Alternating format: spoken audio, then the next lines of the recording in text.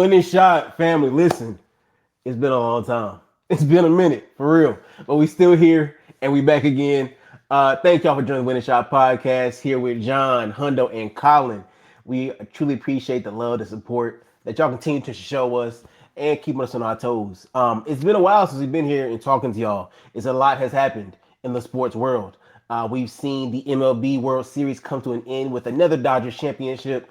We have seen now the return of college men's and women's basketball. We've seen some wonderful performances both ways. And now we are also seeing, of course, the NBA has returned since the last time we started the podcast. We're a little bit deeper into our NFL season, beginning playoff pushes for certain teams. And so we have a lot to discuss. Coaches have been fired. Coaches have been hired in college football specifically. And so now is the time for us to give our opinions and to discuss what has been going on here in the great state of the United States of America in these sports worlds. So, fellas, before we get really into the nitty, into the gritty, stop looking at me like that. Tell me how y'all doing with your little chain on, Collin. You start us off. Hey, man, me and my little chain, great in the state of the United States. In the state of the United States? That's what you said. I'm following you. I meant to say country, but I said state. Oh, well. I'm blessed, man. Had a day off, so excited to get some stuff done around the house. Just ready for the holidays, bro. At this point, I feel like at this time, everybody just chill out. Like, stop being so on 10. Like, this is the end of the year. Come on. And Collin, you got to do some yard work today. So you already know, bro. I know them leaves crazy. I know they're crazy. Them leaves won't let up. Bruh, I ain't lying. I went to the church yesterday. Them leaves at the church was so crazy. I just literally last Sunday, I came back. They came back thicker. Bro, I blew so many leaves last Sunday, my blower died. I had to go charge the battery. I didn't even finish the first half of the church. I said, yeah, you know what? All right. You win. Hundo, man, what's going on, brother? I'm doing good, man. Can't complain, man. Working, staying out the way, you know. Yes, sir. Yes, sir. I love to hear it, fellas. Say no more. Say no more. So, like I said, fellas, there's been a lot going on. Let's jump into some college football because that is in the midst of going on. A lot of, at least my team, has been basura this year. But we haven't been the only one, thank the Lord. There's been a lot of bad teams. And a lot of these teams have decided to fire their coaches. One specifically was Penn State. And James Franklin did wind up losing his job this season, unfortunately for him. However, he has received new employment at Virginia Tech. We'll start there, and then we'll go into Lane Kiffin, because I've heard there's some great discussion and debate, even though he's currently still employed. But let's start with Mr. James Franklin. How do y'all feel that his transition going from Penn State now to Virginia Tech will be for him? I think for Virginia Tech, it's a home run hire. Coming from Brent Pry, like, I think he was a mediocre coach. But James Franklin, he's always exceeded expectations wherever he's been. Like, even at Penn State, he won the games he had to win. He just couldn't beat Ohio State, Michigan, and Oregon. I think Virginia Tech is looking for stability. And I think in the ACC, what we saw from SMU last year, any team can make a run. So I feel like if he just comes in, they said that he has transfers on the way already. But if he can just at least do what he did at Penn State, he'll be a legend. Okay. Yeah, I think going to the ACC from the Big Ten is definitely going to be good for him. Like Collin said, it's up and down in the ACC. You don't know who's going to win it. So he can definitely turn it around pretty quickly there. I'll probably give him, 2 years to turn it around there. But that's a good hire for them. I think it's a good spot for him. Yeah, I agree, man. I think Virginia Tech is one of those schools where the atmosphere, the tradition of that program historically has, allowed them to, get James Franklin. I feel like he wouldn't have gone to a sorry school, right? And so I think that him going there is not only going to boost up recruitment for them immediately. I think it also helps with transfer portal when that comes around here in a few months. And then it's also going to help, I just think, just the school of Virginia Tech. I mean, I don't know too many players at Virginia Tech, to be honest with you. I know one young man who was like the backup quarterback, AJ Brand. His dad used to coach for my high school, and so I know he's there now playing quarterback for them. Of course, I don't know if he's gonna, stay or leave with all that's transpiring now. But if he decides to stay, you know, as he continues to grow in his culture, I think it'd be overall. I think the players will find that this would be pretty good for them. And like Collin mentioned, him joining the ACC has been very weak conference this year. So I mean, it's going to be anybody's ball game headed into next season when it comes to conference, especially if he's able to recruit well in the portal and in out of high school. So pushing past that, because like I said, I know y'all have been having some discussion on Lane Kiffin, who once again is still currently employed by Ole Miss. So talk to me about the discussion that y'all were having, because I'm not privy to it. So let's discuss that. Y'all let me know where y'all at, and if I have anything to add, I'll jump in. Go Listen, ahead. Lane Kiffin currently is the head coach of Ole Miss, John. Thank you for pointing that out. But he's been in discussions with both LSU and Florida. There have been reports today that his family is currently in Baton Rouge touring, and they said that he's been in talks with Florida. The whole talk this week, as Ole Miss beat Florida, was that he's destined to be Florida's next head coach. Um, so me and Hunter were having this conversation with him having games left in the season and with them still having a playoff berth.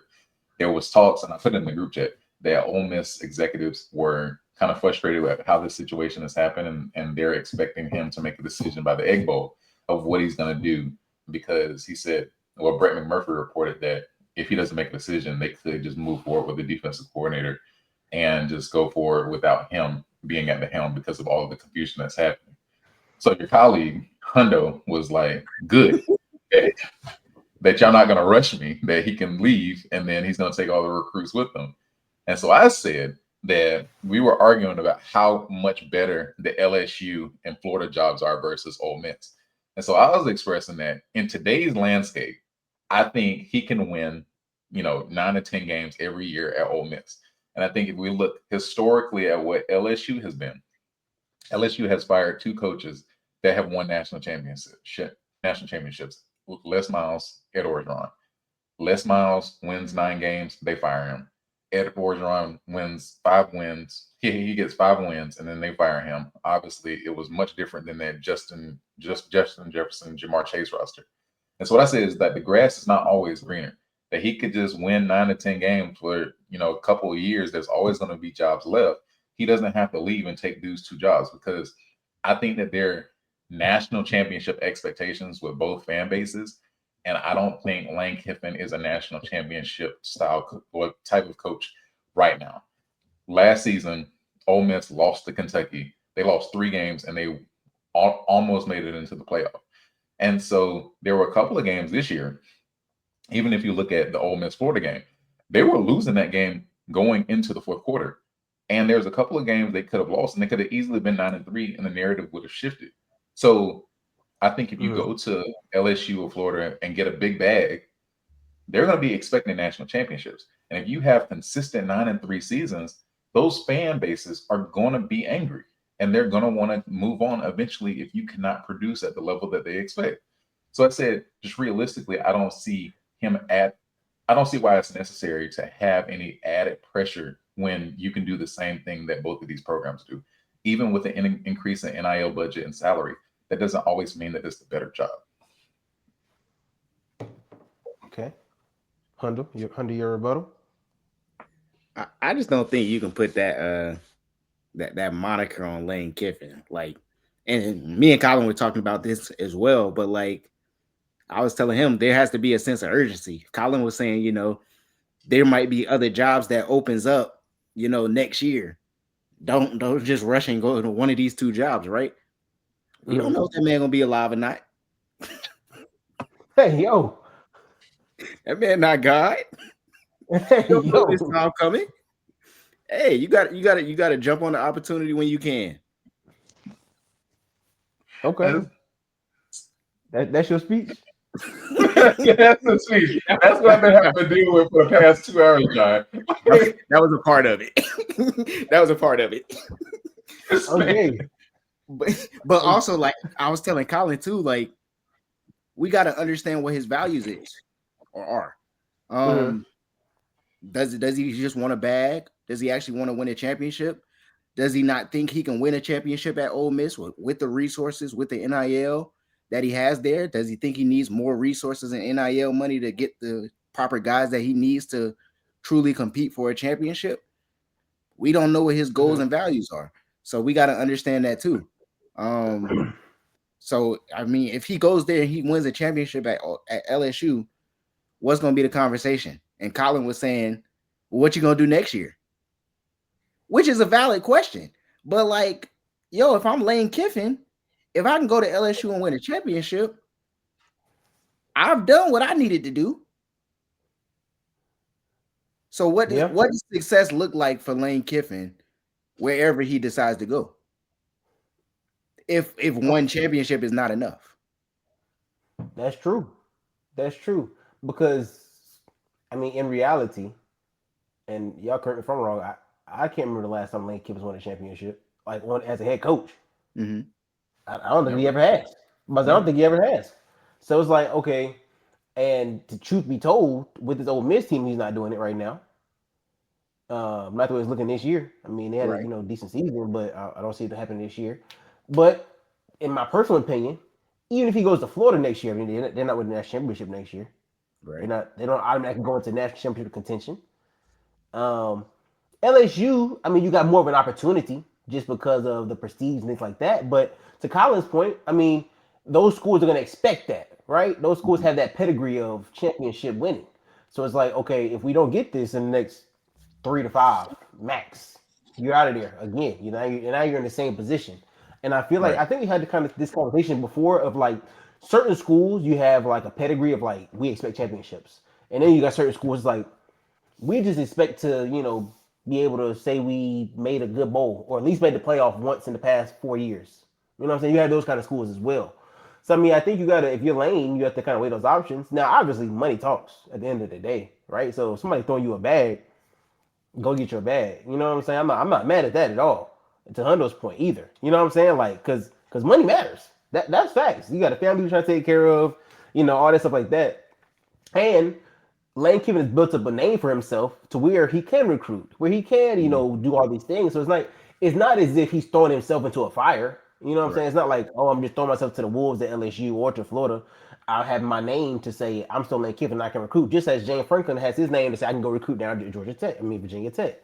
So I think he has that pedigree behind it. So I think that works in his favor wherever he decides to go, if he decides to go anywhere. I think, yes, it can definitely be annoying for the school, but I think schools have to understand that these days, coaches are always going to have their names in the mix, especially if you have a good coach. You know what I'm saying? Like, Dabo said his name in Alabama when Nick Saban left immediately. You know what I'm saying? He was winning at Clemson at that time. So it's like, if you're a good coach, you're going to have your name in the mix. You know what I'm saying? And like, schools just have to realize that just like NIL is a thing for these kids, these student athletes who are coming into these programs or transferring into other programs, same for coaches. I mean, yes, my paycheck is good today, but yesterday's price is not today's price. You know what I'm saying? So that does change as well. So like, why do I have to have loyalty if the school don't have loyalty? If the kids or the student athletes don't have loyalty as well? You know what I'm saying? So like, that's my personal opinion on it. It's like, and I think people do this in real life all the time. Like, we are not loyal we're not loyal as people think to our jobs. We are loyal to a check, and that's the honest to God truth. Say that again. Say that again, Collin. For Collin. People are loyal to a check, and it's real. Now, I will say there's a difference between us making, maybe 100,000 and them making millions. There's a difference, but at the same time, if I'm like, let's say my annual was 10. And LSU saying, all right, bet we give you 15 to 17, and I get to go to LSU, I'm winning. You know what I'm saying? Why am I going to stay at LSU if I can go do more with more money and more things? You know, like I'm saying, like you're still playing a whatever game because you're staying within the SEC as a conference, so you still have to face the same kind of dogs. But you could, in his eyes, it could be better for him. It could be a better situation for his family, for whatever the case may be. So that's what I got to say on the topic. And that was also what I was telling Collin too. Like, it's a win-win situation for Lane. Like, either he got to get a bigger bag, or he gonna go there and win a championship. Like, it's a win-win situation. Like, you can't really lose in that situation. Yeah. The only way I see him losing is at Florida, to be honest with you, because Florida hasn't won anything in a while. And like right now, I don't know if they're built enough to win in the SEC. Like them boys, the SEC been rocking. So like Florida, for me personally, if he decides to take that route, that would be an interesting role for him because that's more of a, I think, of a rebuild, right? Mhm. Because I mean, you don't really have a solidified quarterback right now. And then you say with LSU, I think Nussmeier's going to leave, and probably if he doesn't leave this year, definitely even next year. So it's like you're in a rebuild mode of needing your centerpiece. Then you got to rebuild some other pieces. So it's like, having that in your mind as well. But I think Florida's definitely more of a rebuild than LSU is. And So, you and I know, think also with Florida too, it's like me personally, I don't think they should have that expectation of winning a championship. yeah, Like that's fact. I agree. maybe historically, yes, y'all have won national championships, but like right now, y'all are nowhere near national championship caliber. Yeah, that's facts. So we gotta have an honest conversation about some of these teams' expectations. That's Well, facts. But and that's so real. I think. Go ahead, Colin. I mean, but I'll say this though, like back to your point about the money, like all money is just not good money. Like when you're talking about the difference between $100 million and $50 million, I get it, but Ole Miss offered him an extension. He just has not signed it, and that I'm sure in that extension he will probably be one of the highest paid coaches in college football if he signs it. I think on the benefit for LSU would be the connection of boosters where I'll be making more money and I'll have a higher NIL budget. But the problem is, as we've seen over the past couple of weeks, they're still going through litigation with Brian Kelly about this $54 million buyout. They don't want to pay him the money. And you see how the governor of LSU has meddled with all the athletics in LSU. I told Hundo, it's not just about the money, it's about alignment. I think there's certain jobs in college football I would leave for, like we were talking about in the group. I would leave for Eugene, Oregon. I would go to Oregon because I think that there's alignment. I would leave for Texas. I would leave for Ohio State. But I'm saying the state of these two programs right now, I just don't think it's a benefit to leave for money for these jobs because I don't think that there's a lot of alignment. And I think that LSU thinks that they want to be Alabama. They want to compete for national championships. If you go 9-3, we saw with Kalen DeBoer. Kalen DeBoer went 9-3 last season. He just got there, and people are already talking about his buyout and hot seat conversation. And I think Kalen DeBoer is one of the best coaches like in the country. Like I would say he's like top 6, top 5, top 6. And I just think that that's unnecessary pressure when you've already built something at Ole Miss. Like, what is the benefit really of leaving for LSU? Because even if you get a transfer quarterback and he doesn't hit, now you're stuck. Now you have to hope that you can hit on another guy next year. And I just think that year to year, like roller coaster is something you could avoid, and you could just stay at Ole Miss. Like if he stays at Ole Miss another year, goes through the playoffs, goes through a deep run, and then has the same season he did this season next year, I think that there will be a number of different jobs open next year. Now, if it's a better job with alignment, go. But I just don't think the jobs that are available next year, available this year, is worth leaving Ole Miss for. Because Ole Miss doesn't have any money. We're not talking like it's Mississippi State or like it's, I don't know, Tulane. Like this is a decent program with resources and access to talent, and he's currently in the playoff.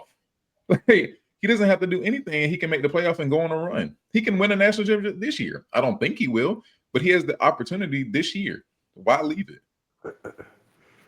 I think though, to your point of like, if you're going to play out this year and then potentially leave next year, why not just leave now?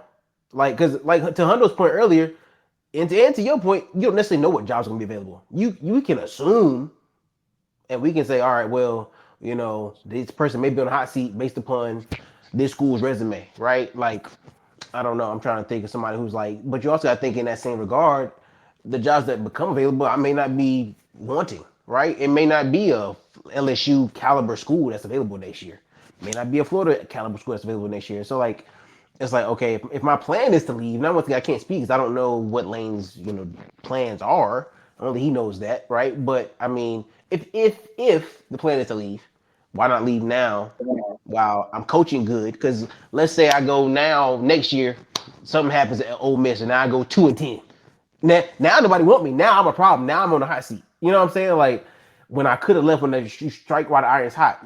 In theory, you know what I'm saying? So like if he's gonna go, I think now is the best time to go. Because to Hunter's point earlier, no man knows the day nor the hour, right? And you don't know what's gonna happen next year. Not to say the man gonna die, but your team may not be as good next year. You may have a fluke injury. Your quarterback may tear ACL. He out for the season. That was your guy. You know what I'm saying? And so now your team can't perform.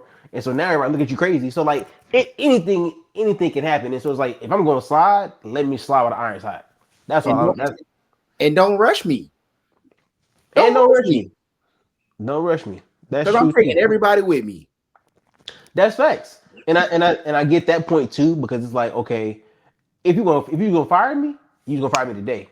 You know what I'm saying? But you want a decision tomorrow. And it's like, come on now. Let's be honest about this thing. People these jobs you want in the 30-day notice when you about to quit. But when they want to fire you, they fire you day of and have no explanation or nothing needed. So it's like, it gets real dicey when you get into these kind of conversations because it's like, okay, there's so much that goes on. To both of y'all's points. I think both of y'all made great points in regards to like, what can be done, what should be done, the pros and the cons. It's like, okay, at the end of the day, am I making this decision that's best for me and my family at the end of the day? You know what I'm saying? Like that's really what it comes down to. Because I mean, like, yes, championships are gonna matter. And yes, championships are gonna be valued differently at different schools, right? Like you said to Colin's point earlier, I mean, Florida may not be requiring you in national championship next year. They may say, okay, you have 2 or 3 years to do a rebuild, blah blah blah. Same with Ole Miss and LSU may be saying, okay, we're expecting a national championship within the next 2 years. You know what I'm saying? Bringing you in, this is what our final piece was. You know what I'm saying? But also to Colin's point, it may not necessarily be the right job for him. You know what I'm saying? It may be shiny, maybe gold, but it may not be the right job for Lane. So like I said, Lane really has to sit down and evaluate all of that for himself, like all of these things, where I am currently, what I could be doing, and all of these things like that. So, God bless him. He has a crazy and a big decision to make for his life and what's coming next. But it's also crazy that these are the jobs that he has to offer. You know what I'm saying? Like, I don't know what else James Franklin was weighing in his options, but I mean, to me, in looking on the outside looking in, going from Penn State to Virginia Tech, it's a drop. Yes, he's still James Franklin, but it's a drop for him. He didn't have necessarily like a Penn State level school that was, coming to get him. Yes, once again, Virginia Tech has some prestige, things like that academically, but athletically for football, they don't necessarily have that same kind of prestige that a Penn State has. You know what I'm saying? So like, it's Lane's in a different situation where he has the options to say, okay, I can go from pretty much make a lateral. It's almost lateral movement, honestly. If you go to me with LSU versus the Florida, where it's sloped. It's sloped in Florida. Me personally, it's not a complete drop, but it's a slope. there you can tell. Yeah, but I think to your point, John, I think James Franklin, if he wanted, he could have had Arkansas, he could have had Florida, he could have had LSU. Some of this is because they were kind of waiting on Lane before they made a decision. But I think the fact that he went to Virginia Tech, once again, I repeat, a lot of it's about alignment too. And we don't know what he has at Virginia Tech. If he has an alignment, he can win easily.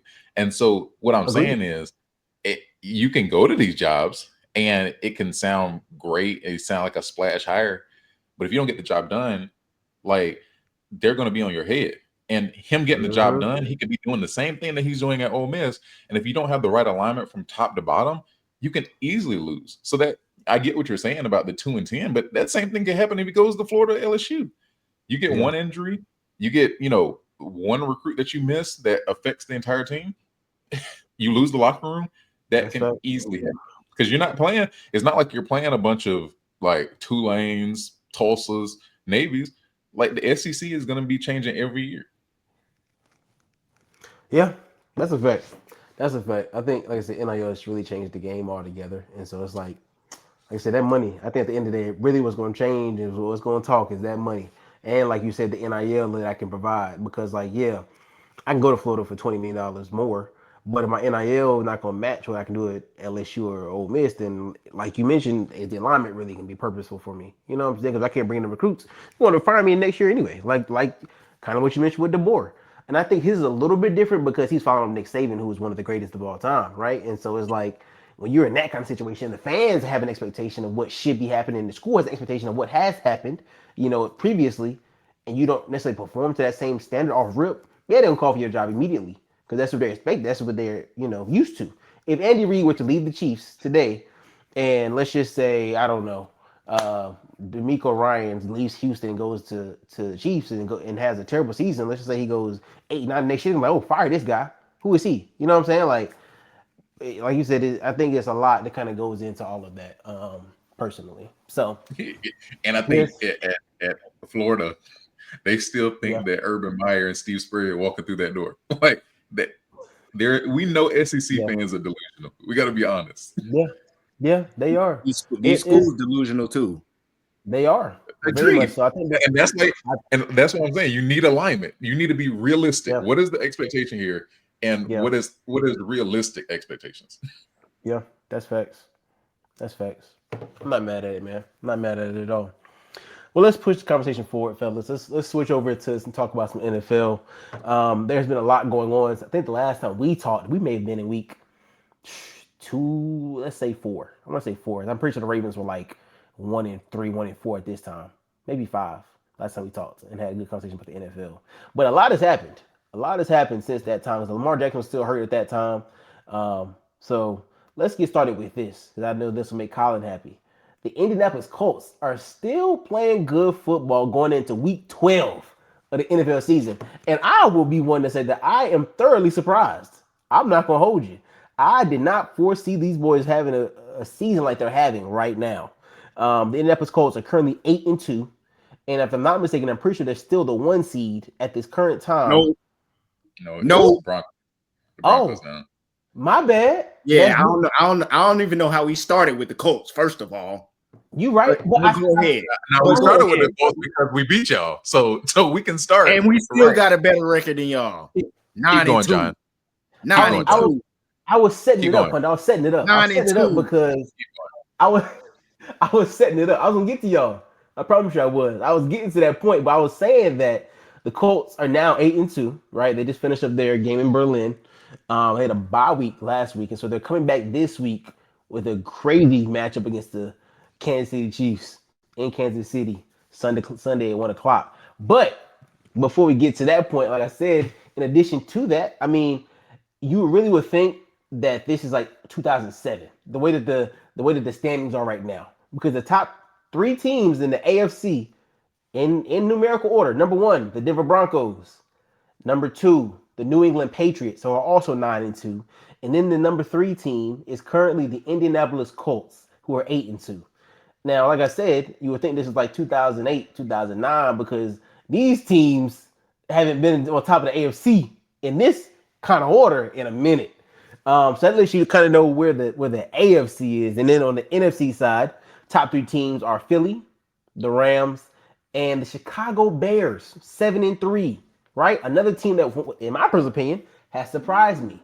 They were a team that I had talked about multiple times of having a plethora of pieces, but never been able to putting it together. And so another team that for me has surprised. I've seen great strides from the AFC teams that are on top and the NFC teams that are on top in regards to the way these teams are being run, the way the players are playing. It's just been really interesting to see this NFL season. And like I said, the previous top dogs of the past couple years, the Chiefs, the Ravens, the Bengals at one point. You look at the Buffalo Bills. These teams are, they're not playing bad, but they're not playing good either.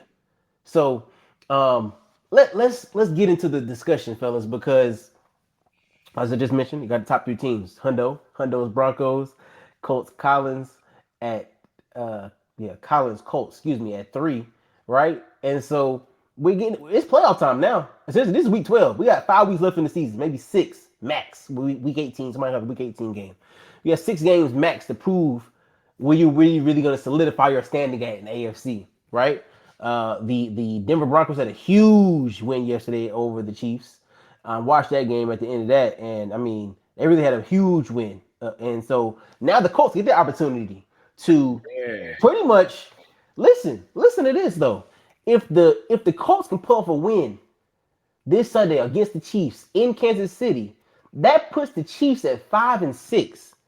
And right now, and with the way that division is shaping up, the Chiefs, for the first time in almost a decade plus, may not make the playoffs. Nope. That is monumental.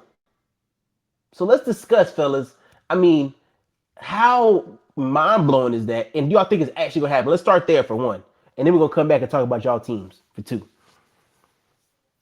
Because we've seen, like I said, for the past decade of our lives, They won as that Collin division. has coined this, the Chiefs Invitational. And even if they make the playoffs, it's definitely not gonna be that this year. So Mhm. talk to me. How y'all feeling about that? Um, I mean, I just think it's a change in the guard and changing the landscape. I think the Chiefs are still a good team. Like it was a good game yesterday. In regards to our game this upcoming week, it's gonna be a tough one for us because I think the Chiefs, like you said, they have to win this game, and it's more of a must win Mm-hmm. for them than it is for us. I feel like with the Chiefs, we had kind of been seeing Andy Reid and Pat cover up an embarrassment of, well, not an embarrassment of riches, but like a lot of problems with their skill players and like a running game. But I think it's just coming to bite them because, with them trading away Joe Tooney, they're them reshaping their O line. I think that's affected Pat Mahomes a lot and his ability to, be surgical on offense. And I think the Broncos exposed that. Like the Broncos have one of the best defenses in the league. And so I think that where they were able to stabilize a lot the previous seasons and just get by games, those one score games that they were winning last season, they're just not going to be able to do that. And it's going to be important for them to hit in the draft, right? Because that's what the Patriots had to do. And we saw that there was essentially two different careers with Tom Brady.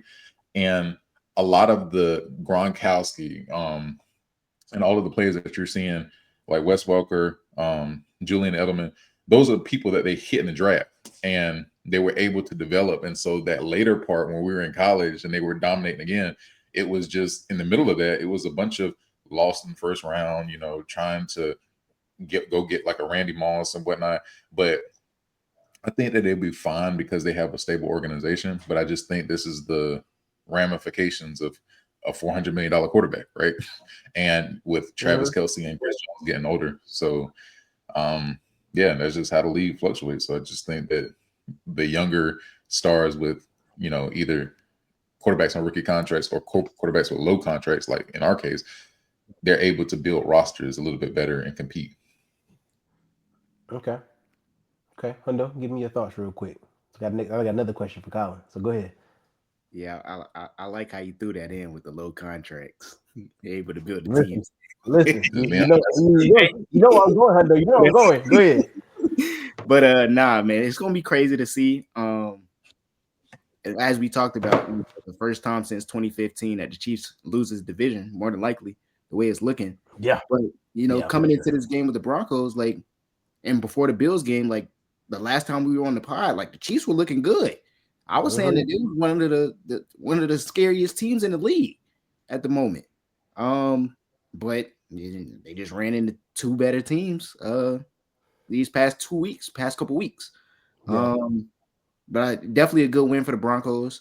Um, Getting over that hump of beating beating the Giant in the division. Without Pat at that. Mm-hmm. Um, Mm-hmm. Riley Moss had some, dumb pass interference calls still. But Yep. Jaquan McMillan had a good game. Had a couple sacks, caught a pick. So he played big. Defense played big. Bo Nix made a big throw. So Yeah. shout out to him Thanks. for making that throw when we needed it. But yeah, big win. Definitely. I'm not gonna count the Chiefs out yet. If they lose Sunday, the chances definitely go down a good bit. But Sure. it's hard to bet against Pat and Andy Reid. I think they're gonna find a way to turn it around. They got a tough little stretch though, with the Colts. Yeah, they Then you do. got the Cowboys, Texans, who always play tough. The Chargers, Mm-hmm. the Titans, Broncos, and Raiders to end the season. So there's hope still for them, but we're gonna see. Say no more. Say no more. Okay. Getting off of the Chiefs, let's come back to y'all teams, man. I was looking at the end of y'all season schedules. And I know last time we talked about, who's gonna wind up getting that one seed, but forget that. Both of y'all are in prime positions to win y'all divisions right now, right? So let's talk about, playoff implications as y'all finish out the rest of these seasons. The Colts made a huge trade before the deadline of getting Sauce Gardner now on that defense to solidify that secondary, right? And so, I think was a phenomenal move by the management there. What's the young lady's name that's running that team now after the passing of Mr. Ursay? Carly. Harley. I mean, Harley's Ursay. she Carly. came in. Carly, excuse me. Carly's come in and made some. I mean, she's really. I like the way that she's running the team right now. Front line. She right there on the sidelines with the clip. Right, and I love that from an owner. I love that from an owner. So you're really in the grind. She's wearing the headset, like she's really like trying to get into it. And I love that because it shows like I'm not just somebody with some money that just like throwing money at the team. I'm really like invested in this. And I think the team has fed off of that. Truly. And I'm not saying that Jim didn't have that same persona, but I don't remember seeing him like she is, like really in it, really locked in like she is. And I think the Colts have definitely fed off of that. So my question to you, Collin, is that with the way this season is shaped up for y'all, what is your outlook on the rest of this season as y'all finish up in these next couple games? Like I said, with a huge matchup this Sunday, going into next week with the Chiefs. What's your outlook on the rest of this season? How do you expect it to finish for y'all at 8-2 currently? I think we can still win the division. Like the Texans are giving us a lot of help, with them losing injuries and whatnot. I still think we're kind of team where we need alignment. That's gonna be my word of the day. We need alignment coming into the playoffs because I don't think that we can go into Buffalo and just win the game. I don't think a lot of the top teams. Like now, if the Patriots are the number one team, or even with the Broncos, like we play the Broncos well, but we know the contenders in the AFC, right? And if they are still up there, I just don't think we can go in there and win games. So, but if people are coming to Lucas Oil and we catch the right team on the right day, I think that we can make a run. I still think that we need to make a little bit. We need a couple of moves that we still need to make. The only problem I have though is like, I love our owner, and I love that she's involved with the organization. But 2 firsts is a lot for Sauce Gardner. So we hopefully Sauce is a all pro Pro Bowl kind of player for the foreseeable future. But there were some plays with the Jets that he was like, all right, Sauce, like when you can't hold, can you still cover, right? Can you still be dominant? And if you go look at the precedent of the league, I think that for a player like Quentin Williams, I could see the 2 first 4 because you always build in the trenches first, and then on the outside you can find them in the draft and whatnot. And so the reason why I say that is like because we're making moves like that, I appreciate our aggression, but that means that we have to win now, right? And hopefully, our first round picks can still be lower in 26 and 27, but we gave up a lot, and if you suck, the Jets won the trade. So that's my only issue. It's like I think there has to be a healthy level of aggression, and we're making the right moves for the foreseeable future. But I think for this year, if we catch the right team on the right day in the playoffs, we can definitely a run. I don't think this is a Super Bowl winning team though. Yeah, I'll say, man, this season has been like every week has been like any given Sunday, right? Like, I mean, the teams I'm thinking will be sorry. Like, have they actually been competing? Teams you think are going to be good have not been competing. I mean, we've seen it. Like I said, the top teams not being as good as we thought they were. Like I said, the Chiefs definitely surprised me. The Ravens came out 1-5. I mean, we had these teams who were like we're expecting these great things from. Even y'all boy 1-7, man. We gonna have some conversation about your boy 1-7 because I mean, hey, and I want to ask y'all this right now. And now I got Hunter back, so I got to ask y'all this before we get into the Broncos talk. So your boy 1-7, Mr. Josh Allen, y'all know my guy, number 8. But listen, y'all boy 1-7, he's 7-3 right now, currently the 3 seed, and he's not the 3 seed. Sorry, he can't be the 3 seed because they're not winning the division currently. The Patriots win that division currently. So if 1, he does not win his division, and 2, he does not take his team to the Super Bowl like y'all told me he was going to do, are we going to have some honest conversations about 1-7? Yeah. Yes. Yeah, we have to. Collin, we're going to have some honest conversations about 1-7? Yes, but it's a caveat. Oh! How is there a caveat, sir? brother. If the eye test tells me this team is not that good, No. We're not doing that. We're not moving that goalpost, Hundo, because you would never let me slide. You would never let me slide like that. Ever. That's goalpost moving, Hundo. Before this season now, and we can go back and roll the tape back. Before this before the season. season. No. Listen, let me finish. Before this season started, we looked at 1-7. We looked at this schedule. We said 1-7. This is the year now.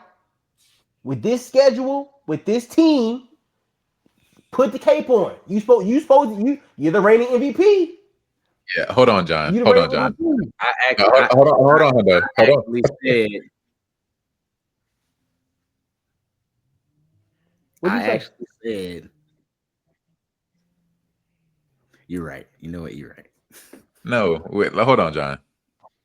Because last season, Hundo, both of us were sitting here saying because their roster wasn't as good, that's why he was the MVP. He has a different standard. And we saw not only did they lose versus the Patriots, but they also lost to the failing Dolphins. And a part of the reason that they were losing, it wasn't just because the roster was bad. It was because he made some reckless moves as a quarterback, which affected them losing the game. So we have to be honest. If we're talking about the Buffalo Bills, they paid him this money. Huh? Also, before the season, we said, can he do it again? Can he play the same way that he played last year, this year? We said that. That's your job when you're making $50 million. Huh? That's your job when you're making $50 million. You don't get to take off years just because your roster is bad. You're coming to win championships. I'm not saying have an off year, but what I'm saying is we can have an honest conversation and say that this team is not as good as we thought they was going to be before the season started. That's a part of analysis. I'm not going to sit up here and say, yes, this team can still win a Super Bowl, and they don't look like they can win a Super Bowl. Why would I continue to say that? But so I just want to know: are you going to give him a pass? No, he has to play better. Okay, that's all I want to know. That's all I want to know from you. I know you, and I know you like to move goalposts, and so I just want to know, bro. I'm telling you, because if it was Lamar, Honda would be on my head for sure. Hold on, brother. Let me pull up the numbers real quick. All right. Listen. Against the Dolphins, 28 for 40, 306, 2 touchdowns and a pick. They lost by 17. They couldn't stop the run. A-Chain had 22 carries for 174 and 2 touchdowns. Is that not crazy? But did he have that call? Wait. Why he didn't score more? Why they couldn't stop the run? Didn't he have a costly fumble on that tush push play that literally changed the momentum of the game? The game was over in the first half. Yeah. Kyle, I'm glad you're seeing it, bro. This is what I deal with. This is what I was dealing with from y'all last year. This is what I was dealing with. Like it's insane. Like when he can do no wrong in Hunter's eyes. An all-pro MVP quarterback that's making $50 million, and the answer is the game was over in the first set. Listen, they still 7-3, fellas. Let's not act like they 3-7. They still 7-3. We are 7-3. That's real, Hundo. That's real. But right now, let me ask you this: you a Broncos fan? Is 1-7 beating y'all? Yes. have you seen Bo Nix? Without Pat Surtain? I just seen him win yesterday. But my issue is this, though. Everybody have a good game. You said what? This is a drive-by-drive analysis with him. He was bound to throw 3 picks. Have you seen our offense? Have you seen our offense? No, we just saw. I know it's bad. We just called the Chiefs like terrifying a couple weeks ago. The Bills go and beat the Chiefs. We talk about Josh Allen, but when they lose, it's the roster's not good. The roster has to be decent to beat the Chiefs. Am I wrong? I'm with you there. Why does not Josh that get good? a pass Brother, and lose? no, listen, brother. The Chiefs are not that good. They 5-5. Rewind the tape. All listeners, rewind the tape. Because you said a week ago we were calling the Chiefs scary. Listen, like I said, this is a week-to-week analysis, brother. That's literally what I just said. I'm not going to sit up here and say the Chiefs are a championship winning team and they just lost back-to-back games. Are the Bills a championship winning winning team? Playoffs. Are the Bills a championship winning team? Right now, no. Who in the AFC is a championship winning team? I don't know. I don't think none of them can win the championship. I don't trust none of them. I don't trust none of them. My thing is, Hundo. But my thing is this: if 1-7 doesn't do it this year, where do you like? What happens? Is he go down in your rankings of a quarterback? So does he finally like lessen in your mind? I don't think none of these quarterbacks have been good this year. That's my thing. I don't think none of these quarterbacks have been good. When y'all talk about MVP, Stafford maybe Hurts, but other than that, everybody else is up and down. But I think that goes back to my point, though. Your boy 1-7 should be better, correct or no? Brother, everybody's been up and down this year. But no, we can't do that. That's not the standard. That's not the precedent he said. Why we can't do that? We can't do that, Has he not been up and down this year? Has he not been up and down this year? We can't do that, You know, we do not grade Lamar, Pat, and Josh on the same curve as these other quarterbacks. Okay, so out of those three, who's had the best season so far? Out of those, Josh has been healthy the whole year, so I'm gonna go Josh. He got the best record. Lamar been hurt. He missed a couple games, and Pat's 5-5. So I gotta go Josh. Okay, so is he gonna move in y'all rankings? I'm gonna ask y'all the same question y'all asking me. If he doesn't win, no, he doesn't go anywhere.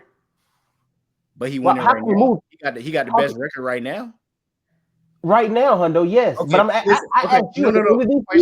Let me ask you this. If he make the playoffs and the other two don't make the playoffs, then what? If he doesn't win, then what, Hundo? He did better than the other two. But see, that's my thing with you. Because if I were to tell you, Lamar made the playoffs, you're gonna look like I'm an idiot. Like, that's never been a measurement. Like, making the playoffs should be best. We're talking about those three. The measurement can change every year. Come on, bro. That's goalpost moving, bro. You're gonna tell me, Lamar was hurt. He didn't even play all season. No, you asked me right now. That's what you asked me. I didn't say the end of the year. If end of year Josh has had more success or wins the Super Bowl, of course he moves up in my mind. I'll be honest and say that. Okay, but what if he makes the playoffs and the other two don't make the playoffs? Does he move up? For what if he doesn't win? Making the you playoffs. Tell me all the time that championships matter. If he goes to the playoffs and he doesn't win, then what has it been for? You ain't make the playoffs. And that's where the goalpost movement comes in. That's where the goalpost movement comes in. Yeah, I'm gonna keep going because I see the time Hundo's on, bro, and I'm not gonna let him get under my skin. So what we're gonna do is this, man. No, hold on, brother. We got to talk about the Broncos. I was about to get there. I was about to get to your Broncos. Number one team in the league. In the league. Okay, I hear that. And you just mentioned to me that your quarterback sucks. Let me ask you this. Very up and down. Let me ask you this. In the next 5 weeks, and I'm about to read off y'all's schedule because I know y'all on a bye week this week. In the next 5 weeks, the Denver Broncos have the following schedule. Week 13, y'all play the Commanders. And then y'all go and play the Raiders. Then y'all come back home, play the Packers, the Jags. Y'all go to the Chiefs and end off against the Chargers. At currently 9-2, what's your ending season record with the schedule I just mentioned to you, Hundo? We all end off as the 1 seed, best team in the NFL after 17 weeks. Okay. I guess it'll take some time to think about that. No problem at all. I'm gonna pivot over to the Ravens, man, because the Ravens started the season 1-5, and Lamar Jackson has come back to lead us to a 500 record. And so I think that has put us in a great position to come back and prepare to win our division. The Pittsburgh Steelers have started to fall off. They've been losing to help us get back up to where we are. And Lamar Jackson has been playing good football. The defense has turned it around. And once again, it's led us to now a 5-5 record. As of yesterday, it's been said that Aaron Rodgers is now has a break or a slight break in one of his arms. And so that his left wrist, which will cause him more than likely to miss at least probably a week or two, maybe 3, depending on how long the healing process takes for him at 41. So, with that being the case, I believe that Pittsburgh is going to go on a losing streak, which will allow the Ravens to go on even a further winning streak, which will allow us to also take first place in our division. So, I mean, looking at the rest of our schedule, we looking pretty good. I mean, we got some tough matchups. We got Green Bay and New England in the last 5 to 6 weeks of the season. We also have to play Pittsburgh twice, and we also have to play the Bengals twice. Joe Burrow has not been confirmed to be coming back. However, he is practicing at this current time. And so it's going to be very interesting to see how our division plays out. I still have faith in the Ravens to take care of business and handle business. But we shall see what comes what comes of this for the Ravens here. So Hundo, I see that you're back now. So back to your Broncos, man, at 9-2. And the rest of y'all schedule that we mentioned, do you see y'all winning the division for 1?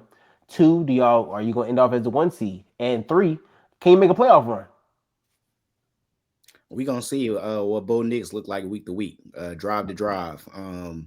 As we saw, our defense held up without Pat Surtain. He'll probably be out. I assume he might come back for the Commanders game since we got a bye next week. So he might be back by the Commanders game. But even then, probably won't need him versus them, especially if Jaden not playing. But I think the rest of our schedule, I think we're gonna be fine. We should beat the Commanders, should beat the Raiders. That Packers game gonna be interesting. We're gonna see. It's a home game, so hopefully we can win that one. Should beat the Jaguars. Chiefs gonna be tough on the road. Thursday night game. We owe the Chargers, so we should beat them. With that being said, that's about 12 to 13 wins that I see. With the remaining schedule, with us already being at 9. I think that's enough to win the division. It's gonna come down to what the Chargers do. That was a nasty L that they took to the Jaguars yesterday, but I appreciate the Jaguars for doing that. Because we have a 2-game lead in the division. Yeah. So it's looking good right now. We just got to hold up. Like I said, we're gonna see how Bo Nix look drive to drive, game to game. It's gonna come down to how he plays. We've seen the offense real stagnant, multiple games, and then we see him make big throws like we saw him make yesterday. So it just depends. It's gonna come down, like I say every time, on what is Bo Nix gonna do. When does PS2 come back? I don't think they've said, but it wouldn't surprise me if he comes back to Commanders game. So like I said, we got to bye next week, and then we play the Commanders on the 30th. Okay. So it wouldn't surprise me if he comes back then. Say no more. So I know I heard you say that you didn't like any of the AFC teams win the Super Bowl. So are you thinking who you thinking in the NFC is looking dominant enough or good enough right now to go and win the Super Bowl? Are you looking at, the Eagles? Are you looking at the Lions? Are you looking at somebody else in the NFC? I think the Eagles are low-key in a similar boat as the Broncos. Like, defense been playing good, getting enough stops. What the offense going to look like? Yeah. And they actually got the weapons. That's the crazy thing. Yeah. Like, their offense has been struggling, but, like, they got way better weapons than the Broncos got. Yeah. So it's like, yo, why are we struggling? Why are they struggling on offense? If they could figure out their offense, yes, they could make a run and possibly win the championship. They probably still could win a championship with the way the offense looking, because Jalen Hurts doesn't turn the ball over. He takes care of the ball. Yeah. He's a great game manager in a sense. He knows how to win in the big moments. But the Rams look nice. That was a good win they had yesterday. I like how the Rams looking if they can stay healthy. But definitely one of those two teams. I trust them more than I trust any of the teams in the AFC right now, based off how it's looking. Okay. Yeah, I think it's gonna be the playoffs gonna get really interesting this year because, like I said, I think the teams are a lot closer than they have ever been, and I don't see a dominant team on either side. To be honest with you, I think teams have good records, but I don't see like a dominant team on either side right now. So I definitely think it's gonna be an interesting playoff series as we come to the end of this season. And it's gonna be a dogfight to see with these last couple spots, right? 'Cause I think we have top teams right now, but even the top teams could lose games in these next 5 weeks. These next 5 weeks are gonna be crazy. It's gonna be crazy. I think a crazy finish, just And like I because of said, the though, it's gonna come down to quarterback play. Like yeah. which quarterbacks are gonna step up in the big moments? Like we saw Sam Darnold 4 interceptions yesterday. Like, bro, you can't have that, and your team is supposed to be a top team in the NFC. Yeah, Like that's it's right. gonna come down to which quarterbacks are gonna show up when it matters. Daniel Jones, is he gonna show up? Drake May, is he gonna show up? Bo Nix, is he gonna show up? Yeah, Who, yeah, Matthew Stafford, is he gonna show up? Jalen Hurts, can we get some points on the board? yeah. These are facts, Baker bro. Mayfield, are we gonna be healthy? That's a fact. Like it's gonna come down to quarterback play. So we gonna see. Yes, sir. Time for the men to be men. Time for the men to be men. My kind of ball right there. Listen, I know we've kind of running over our time here. Um, Comments, questions, fellas. I mean, like, do y'all feel like right now with the state that the NFL is in, do y'all think that there gonna be any more surprises as we end out this season in regards to any surprise teams like the Panthers? Do you think the Panthers have an opportunity to make the playoffs? And these are just rhetorical questions you have to think on. We look at the AFC. I mean, who takes these last couple spots in the AFC? I mean, like I said, we got a potential Joe Burrow return on the way, right? We got Baltimore 5-5, the Chiefs 5-5, Houston 5-5, Jags 6-4. I mean, that last playoff spot's gonna be a push. And like I said, the Steelers they could drop off. The Chargers, I mean, they're not playing good ball right now. So like, there's a lot of shift in these next couple weeks. So it's gonna be really cool, like to see how the jump plays out because it's really been a week to week league this year. It hasn't really been like domination from anybody. In all honesty with you, like teams are winning, yes, but like I don't think it's really been domination from anybody. I got a non-rhetorical question for y'all. Okay. Who y'all got winning next week? The Colts or the Chiefs? That's what I I was, want. I was getting out the show going through that bracket of like the games for week 12. So I'm glad you asked that. It's not rhetorical. Yeah, I'm here to hate. Let's go, Chiefs. Not I'm here. I'm here to hate is crazy. Yeah. Either way, I win. You right. I'm gonna say for that me personally that game, I'm gonna go Colts shock the world, bro. They gotta shock the world. Huh? 3 in a row L's for the Chiefs? Yeah, 3 in a row. And this is the game that Daniel Jones wins his contract for next season as the Colts' long-term quarterback. This is the one. This is the one. I'm telling you, Hundo. Hey, this is the one. This gonna be the one. If Carly come back and say, all right. Hey, if you have another multi-turnover game, I ain't even gonna be mad at it. I won't be mad one bit. Yeah.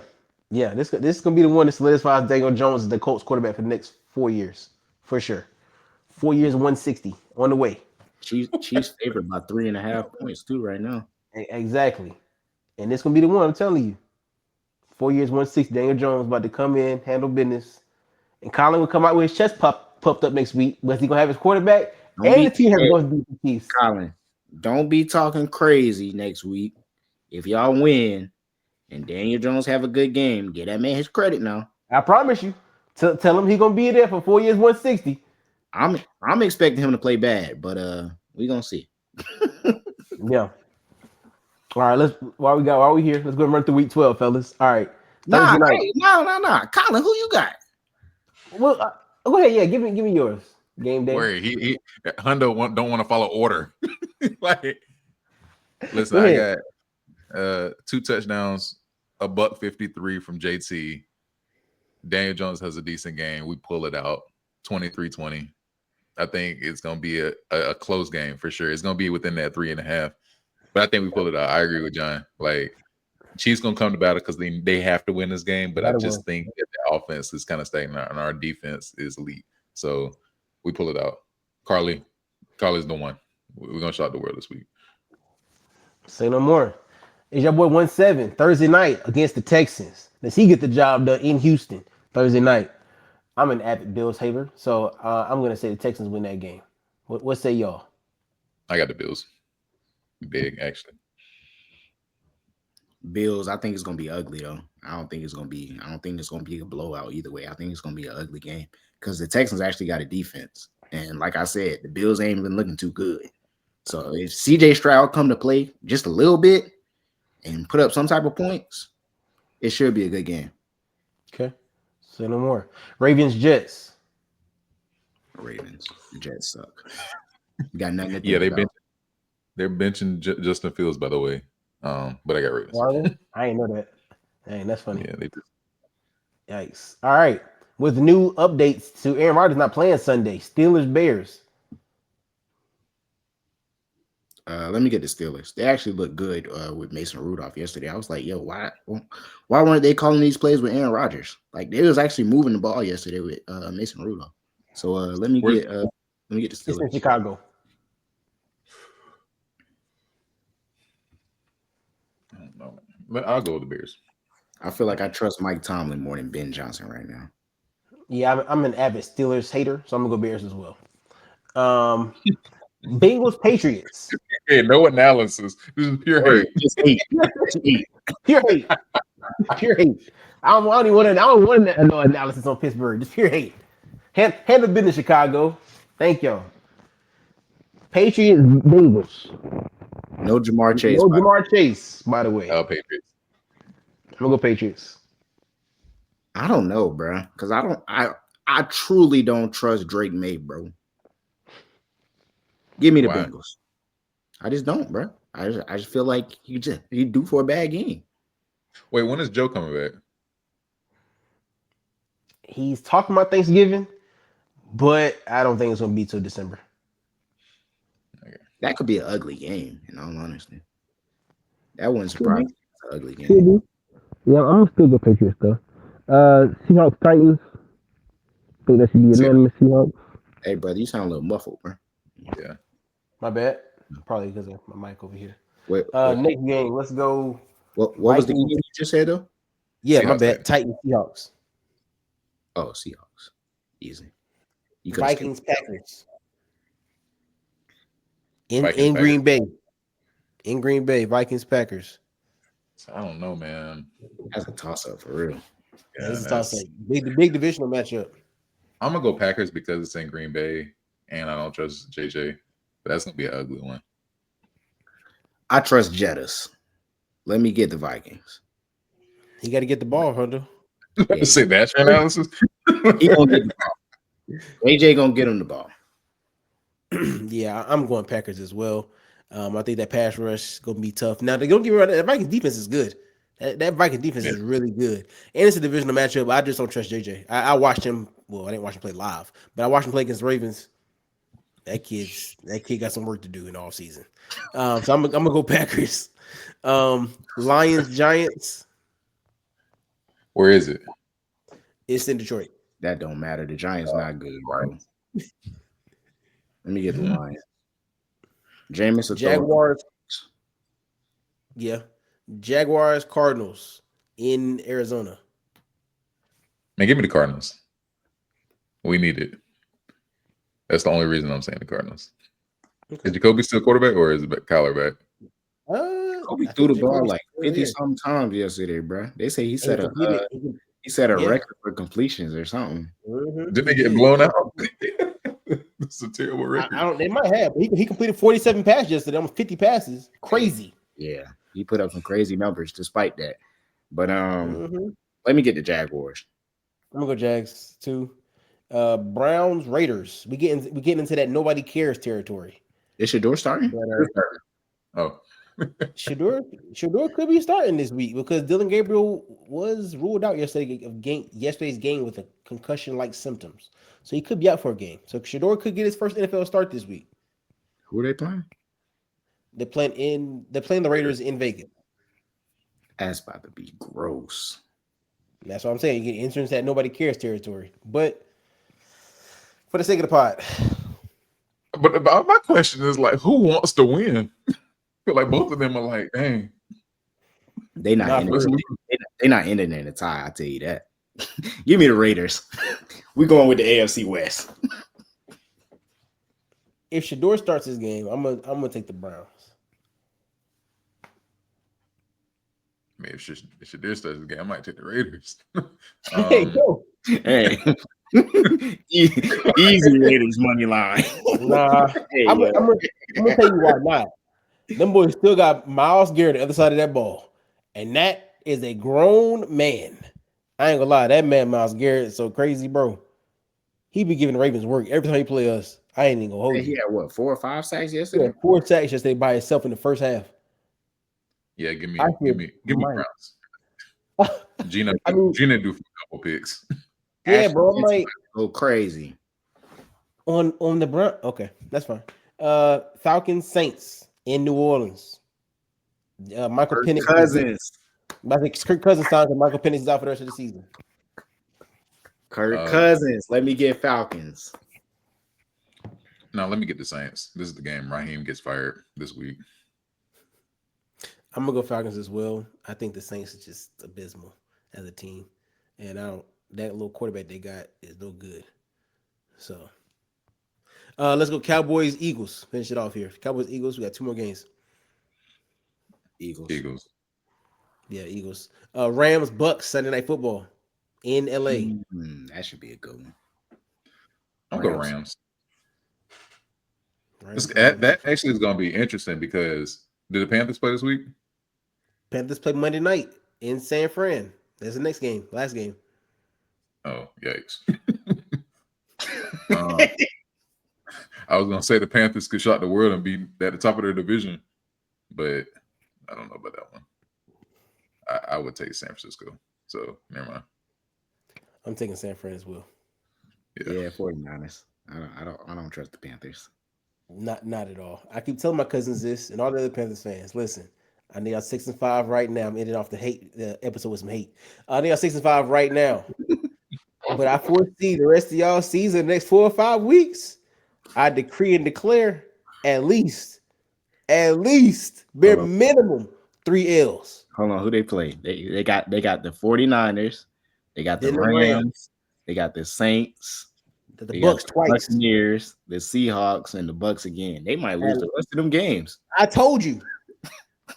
I literally see at least 3 to 4 L's. They crazy lose the rest of them games outside of the Saints. Oh dang, they already lost to the Saints once. They lost the Saints one time though. They gonna get their lick back versus. They're not losing to the Saints again. Nah, they're not losing twice. But I can see them end off this season 7-10 easily missing playoffs, second in the division, 7-10 easily. My cousins told me that they're gonna shock the world and beat the 49ers on Monday. I'm gonna tell you what I told you in the group chat, cuzzo. You've lost your mind. All right. Thank y'all for tapping into the Winning Shot Podcast. We appreciate all the love, the support. We appreciate y'all continuing to show us kindness as y'all continue to share the episodes and tell us to stay on our grind and stay on our pivot and what we need to do. We appreciate y'all continuing just to listen, man. If y'all made it this far, we really rock with y'all. I know we've been trying to stay consistent and continue to get the episodes in, so we appreciate y'all rocking with us. Any questions, concerns, please let us know in the comments of our YouTube, of our TikTok, wherever you're watching this on right now. If you listen to this on Apple Podcasts or Spotify, we appreciate you. Continue to like, comment, and subscribe. Share with friends and family. We appreciate y'all here with the Winning Shot Podcast. We hope to see y'all at the next appointed time. Thank y'all so much for y'all support. Have a wonderful evening. Be blessed. Peace.